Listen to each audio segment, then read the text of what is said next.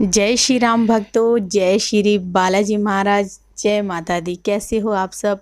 आशा करते हैं कि आप सब जो हैं सुरक्षित हैं, स्वस्थ हैं और बाबा की और माता रानी की असीम कृपा आपके ऊपर बनी हुई है, ऐसी कामना दिल से करते हैं। तो जैसा कि आप सबको पता है कि नवरात्रि का पावन पर्व जो है स्टार्ट हो रहा है और माता के नवरात्रों के अंदर अगर आप भी दुर्गा सप्तशती का पाठ करना चाहते हैं या करते हैं और आपको जानकारी नहीं है कि माता का जो पाठ है वो किस तरह से शुरू करना चाहिए, क्या क्या जो है, क्या हमें पूरी किताब जो माता की पाठ की है दुर्गा सप्तशती की, क्या वो पूरी पढ़नी चाहिए या अध्याय कौन से पढ़ने चाहिए, जिससे जो है हमें अच्छे से जानकारी मिलने वाली है। अगर आपको ये वीडियो अच्छी लगती है तो अंत तक बने रहें। जो है आपको ये वीडियो में बहुत सारी जानकारी मिलने वाली है। लाइक करें, शेयर करें, कमेंट करें और हमारे चैनल पर अगर नए हैं तो चैनल को ज़रूर सब्सक्राइब करें। साथ में बेल आइकन है उसको प्रेस करें ताकि आने वाली हर एक वीडियो की नोटिफिकेशन सबसे पहले आप तक पहुंच जाए। चलिए शुरू करते हैं आज की वीडियो। जय श्री राम जी।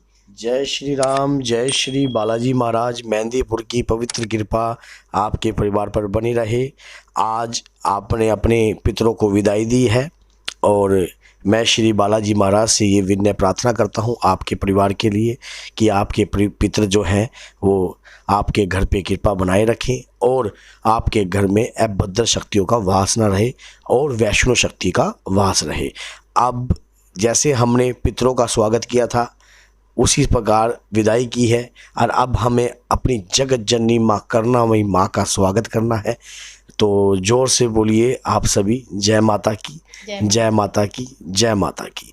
क्योंकि माता और पिता के बगैर इस संसार में कोई भी प्राणी जो है वो उभर नहीं सकता, क्योंकि दोनों शक्तियों की कृपा हमारे ऊपर हमेशा ही निरंतर बरसती रहे, ऐसी कामना हमें अपनी माँ के आगे करनी है। और माँ का तो माँ और पिता का एक ऐसे वो शब्द होते हैं, ऐसे होते हैं संबंध जो मतलब निस्वार्थ करते हैं कि हमारा बच्चा हमारे से उन्नति करे। ऐसे ही माँ बाप की कृपा सिर्फ यही है कि यही रिश्ता एक ऐसा होता है जो निस्वार्थ भाव से होता है, बाकी सब रिश्ते स्वार्थी भाव से हैं। माँ इंटरनल वॉइस है, अंदर की आवाज़ है। माँ जगत जननी माँ आ रही हैं और आपके सभी कष्टों को दूर करने के लिए। अब इनका क्वेश्चन था कि इस नवरात्रि में हमें किस प्रकार से पाठ करना चाहिए और क्या हमें दुर्गा सप्तशती का पूर्ण रूप से सारी किताब का पाठ करना चाहिए। कई जैसे कि 9 नवरात्रे हैं लेकिन अध्याय है 13, नवरात्रि है लेकिन अध्याय है 13, तो हमें किस प्रकार से मान लो पाठ करना है और क्या सिस्टम वाइज, क्योंकि किताबों में बहुत सारे पाठ दे रखे हैं, क्या करें, किस प्रकार से करें। सबसे पहले आपने श्री गणपति महाराज जी का स्मरण करना है कि हे, क्योंकि नवरात्रि, क्योंकि अगर खिचड़ी तो आप बोओगे, वो हमने वैसे इनकी चैनल पर इन्होंने वीडियो बनाई है कि खिचड़ी किस प्रकार से आपने बोनी है और कलश की स्थापना कैसे करनी है, वो सब इन्होंने अपनी चैनल पर बता दिया है। तो उसी प्रकार से क्या होता है कि जब अब माँ का पाठ प्रारंभ कर रहे हैं तो विघ्न हरण का सबसे पहले आपको स्वागत करना चाहिए। विघ्न हरण मंगल करण गौरी सुत गणराज, मैं लियो शरण आपकी रखियो मारी लाज। समझ गए? तो इस प्रकार से क्या है, गणेश जी भगवान आपकी लाज रखेंगे, 9 के 9 दिन कृपा करेंगे। कोई भी पाठ, कोई भी मंत्र, कोई भी साधना आप करोगे तो गणेश जी के बगैर वो साधना पूर्ण नहीं होती, क्योंकि गणेश जी पहले ही उन्होंने रावण जैसे को शिवलिंग नहीं ले जाने दिया, तो वो गलत तरीके से व्यक्ति के ऊपर कृपा नहीं होने देते। तो गणपति प्रथम गणेश जी को मनाना पड़ता है, समझ गए, गोरा के लाल को मनाना पड़ेगा और वही आपकी सिफारिश लाएंगे। और हनुमान जी महाराज की कृपा के बगैर तो कुछ होता ही नहीं है। जिन्होंने राम जी के काज सवारे, माता सीता के काज सवारे, तो आपके भी काज हनुमान जी सवारेंगे और भैरव बाबा भी आपके ऊपर भरपूर कृपा रखेंगे। तो सभी देवी देवता इस नवरात्रि में ये एक ऐसा कार्य होता है जब कोई भी देवता नाराज नहीं होता, सबके सब देवी देवता खुश होते हैं, चाहे उसमें कोई भी हो, चाहे वो दैत्य प्रवृत्ति का हो, चाहे वो देवप्रवृत्ति का हो, क्योंकि माता के नवरात्रे जो है हृदय से मनाए जाते हैं, स्वार्थ से नहीं मनाए जाते। तो अब आपने क्या करना है, दुर्गा सप्तशी का मैं आपको बताऊंगा, जो मेन पाठ है वो भी आप कर सकते हो। अगर पूर्ण पाठ कर रहे हो तो किस प्रकार से पूर्ण करना है, जैसे कि मैं पहले पूर्ण पाठ के बारे में बताता हूं। अगर आप पूर्ण पाठ कर रहे हो दुर्गा सप्तशी का, तो सबसे पहले आपने विद्वेंश्री जो स्तोत्रम है उसका पाठ करना है।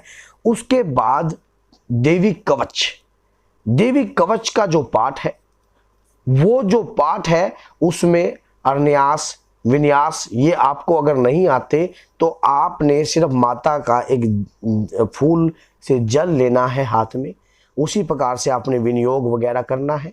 क्योंकि अगर जिनको इस चीज़ का ज्ञान ही नहीं है तो वो भैया हम तो सिर्फ गणेश जी भगवान के ऊपर ही सौंप दिया सब कुछ, क्योंकि विघ्न हरण वही है और हनुमान जी महाराज की कृपा के माध्यम से हम भी कर रहे हैं। माता रानी तो दयालु करुणामयी माँ है ही।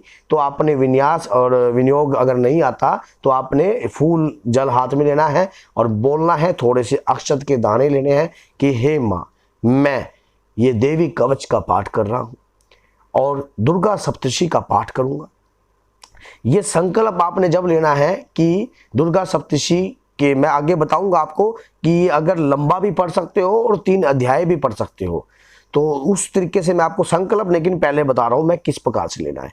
आपने उसमें 2 रुपए के सिक्का आपने रख देना है और कहना है कि हे माँ, मैं ये संकल्प ले रहा हूँ, अपना नाम, अपना गोत्र, अपना एड्रेस, जिस दिन आप कर रहे हो प्रतिपदा तिथि होगी उस दिन आप, और शरदकालीन नवरात्रि है ये, तो उस दिन आपने ये बोलना है कि मैं निवासी माता का दुर्गा सप्तशी का पाठ कर रहा हूँ अपने घर में। मेरे घर में किसी भी प्रकार का संकट हो, कराई हो या कोई भी संकट आकर मेरे शरीर पर वास करता हो, तो हे करुणामयी माँ, हे दयामयी दयादीन माँ, मेरे शरीर पे उस संकट को हटाइए। हे माँ, इस पाठ से मेरे शरीर का रक्षा कवच स्थापित कीजिए। और क्योंकि इस पाठ में स्पष्ट बताया गया है इस किताब के अंदर कि जो दुर्गा सप्तशी की किताब में शंकर भगवान ने ये लिखा है कि जो ये सभी के सभी मंत्र जो हैं मेरे द्वारा किलित है।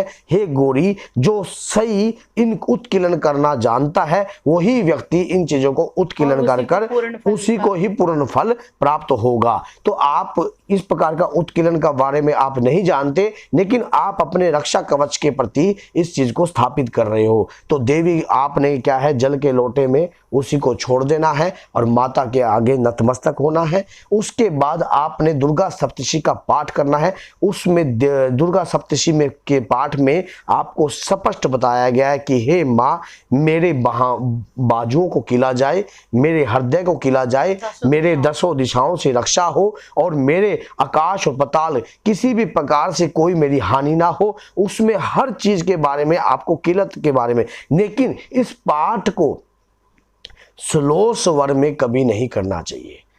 इस पाठ का फल आपको जब प्राप्त होगा जब आप ऊंचे स्वर में इसका पाठ करोगे। हे करुणामयी माँ, हे जगदम्बी के, हे माँ चंडी के, मैं आपके श्री चरणों में नतमस्तक होता हूं। हे माँ, मुझे सुरक्षा कवच प्रदान कीजिए, मुझे रक्षा कवच प्रदान कीजिए। इस संसार में शत्रुओं से मेरी रक्षा कीजिए, भय नाटक राक्षसों से मेरी रक्षा कीजिए, तो चारों दिशाओं 10 दिशाओं से मेरी रक्षा कीजिए, आकाश पताल से मेरी रक्षा कीजिए। मैं आपकी शरण में आया हूँ। हे शरणामयी माँ, हे करुणामयी माँ, मेरी रक्षा प्रदान कीजिए। इस प्रकार की प्रार्थना ऊंचे स्वर में आप करोगे तो ये कवच जो है अपने आप ही अंदर से आग पैदा कर देता है। वो आग ही आपकी प्रोटेक्शन स्थापित कर देती है। उसी जब ये आग आपके अंदर से अच्छी तरीके से प्रभावशाली हो जाएगी, आप पाठ करके देखना, आपको स्वयं पता लगेगा जब आप पाठ को। लेकिन अशुद्धिकरण में पाठ नहीं करना, शुद्धिकरण में पाठ करने का नियम है। जो लेडीज है वो साड़ी में बैठकर पाठ करे, सूट सलवार में पाठ ना करे, और जो पुरुष है वो धोती पहनकर पाठ करेगा। 2 धोती खरीद लीजिए आप मार्केट में, एक को धो दीजिए पाठ करने के बाद, फिर दूसरी धोती अगले दिन, फिर ऐसे शाम को, अगर सुबह शाम करते हो तो सुबह शाम भी आप कर सकते हो पाठ को भी। सुबह शाम आप देवी कवच पढ़ सकते हो, लेकिन अध्याय जो अध्याय है वो एक ही बार। फिर उसके बाद अगरला स्तोत्र का भी स्तोत्र का भी आपने पाठ करना है और उसके बाद जो है आपने रात्रि सूक्त का भी पाठ करना है। रात्रि सूक्त का भी आपने इसमें पाठ का गुणगान करना है। अब क्वेश्चन मार्क ये लग गया, क्या हमें 13 के 13 अध्याय करने हैं? नहीं, आपको 13 के 13 अध्याय नहीं करने। अगर 13 के अध्याय कर सकते हो आप पूरे, तो किसी दिन जैसे कि 2 अध्याय भी कर सकते हो आप। आपको प्रथम 3 अध्याय करने हैं। सबसे प्रथम अध्याय के अंदर मधु और कैटव के बारे में बताया गया है। मधु एवं कैटव के बारे में बताया गया है। उसके अंदर बताया है राक्षस का, उसका वर्णन किया गया है। उसका वध माता ने किस प्रचंड रूप में आकर किया, कैसे माता ने उनका संहार किया, इसके बारे में आपने इसको भी ऊंचे स्वर में पढ़ना है। और उसके बाद जो द्वितीय है महिषासुर राक्षस का वध के बारे में बताया गया है, जो मध्यम है उसका भी आपको इससे ऊंचे, क्योंकि ये जो 3 चरित्र हैं माता के, इनका तो गुणगान आपको करना ही करना पड़ेगा। जब तक आप इन 3 चरित्रों का गुणगान नहीं करोगे आपका पाठ सफल नहीं होगा। क्योंकि सबसे पहले इन 3 चरित्रों का गुणगान करो, उसके बाद चाहे आप पूर्ण अध्याय नहीं करना चाहते तो ना कीजिए। क्योंकि कई बार व्यक्ति को यह लगता है कि आप मुझे पूरी किताब पढ़नी पड़ेगी, मन में क्वेश्चन इस प्रकार से लगता है। हाँ, कईयों के पास। और तो जो लास्ट का जो पाठ है, तीसरा चरित्र है, उसमें रक्त बीज का संहार किया है माता ने, तो उनके बारे में को भी आप बताया गया है किस प्रकार से माता ने उस राक्षस का रक्त का पान किया और माँ कालिका देवी ने, माँ चंडिका देवी ने आकर कैसे उसका वध किया, उसके बारे में पूर्ण विस्तार से वर्णन दिया गया है। उस पाठ से अंदर से जो उग्र रूप उठता है, जो आप उग्र अवस्था में ही इस पाठ को करना। और मेरा एक और सवाल था, जैसे आसन वगैरह का भी आप बता देना कि आसन कौन सा लेना चाहिए, और माता का अगर पाठ कर रहे हैं जो लोग, उनको क्या क्या नियम रखने चाहिए, थोड़ा सा वो भी बता दें आप। अगर आप दुर्गा सप्तशती का पाठ करते हो तो आपको ब्रह्मचारी का सबसे पहला नियम है, जमीन पर सो सकते हो तो जमीन पर सोइए, नहीं तो तखत पे सो सकते हो। ज्योत लगा रहे हैं कोई, तो वो अखंड ज्योत। दुर्गा सप्तशती का पाठ करोगे तो जमीन पर ही सोना पड़ेगा। दुर्गा सप्तशती का साधना का पाठ कर रहे हो तब भी जमीन पर सोना पड़ेगा। ब्रह्मचारी का पालन करना पड़ेगा। बाहर की सफेद चीजों का वर्णन आप त्याग करना पड़ेगा। बाहर की, जैसे कि दूध वगैरह तो आता है, दही वगैरह ले सकते हो आप अपने पैसों से खरीद के, किसी की आगमन नहीं होना चाहिए। लहसुन प्याज का आपके 9 के 9 दिन में आपके घर में उसका सेवन नहीं होगा, उसका उस पर प्रतिबंध होगा। और उसके बाद आपने स्त्री, जो पराई स्त्रियां हैं, आपके मन में किसी भी प्रकार की भावना उनके प्रति नहीं उठनी चाहिए। गाली की विचार भी नहीं उठने चाहिए। घर में क्रोध नहीं उठना चाहिए। पाठ करने वाला व्यक्ति बिल्कुल सौम्य रूप होना चाहिए। शांत शीलता उसके शरीर में वास करनी चाहिए। आसन लाल रंग का आसन ले सकते हो और कुशा का आसन भी ले सकते हो। लाल आसन और कुशा का आसन, ऊन का आसन सबसे विशेष बताया जाता है शुद्धिकरण के हिसाब से। ऊन का आसन और कुशा का आसन, अगर आपके पास, मेरी बात आज एक गौर से सुन लेना, ऊन का आसन अगर आपके पास नहीं है तो ऊन का आसन आप बुनवा लीजिए। पैसे से खरीद कर ही बनवाना है। पूजा के कार्य में कोई भी सामान किसी का दान दक्षिणा का नहीं लेकर कार्य ही करना है, अपने पैसों से खरीद कर ही कार्य करना। पूजा का पूर्ण फल आपको प्राप्त होगा।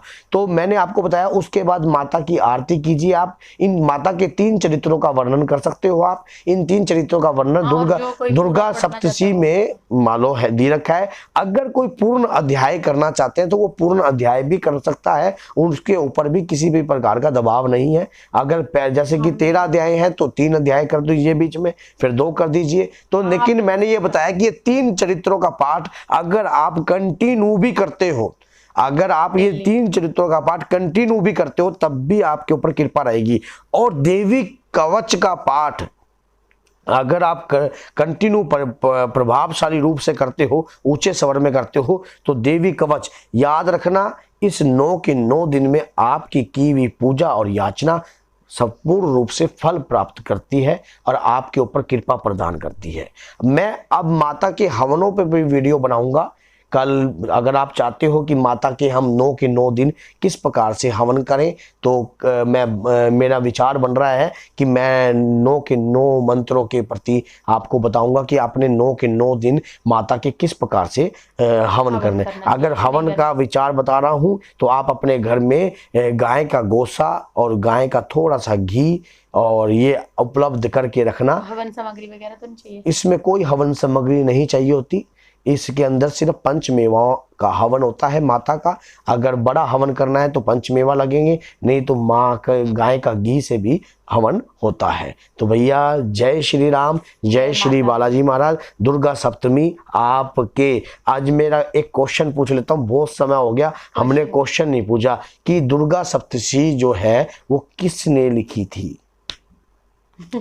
अब ये आप चाहे YouTube पे सर्च कीजिए चाहे कहीं सर्च कीजिए, उसका आंसर आप और जय माता की लिखकर साथ में देना कि इन्होंने ही दुर्गा सप्तशी लिखी थी। तो भैया जय श्री राम, जय श्री बालाजी महाराज, जय माता की। नवरात्रि की आपको शुभ शुभ कामनाएं।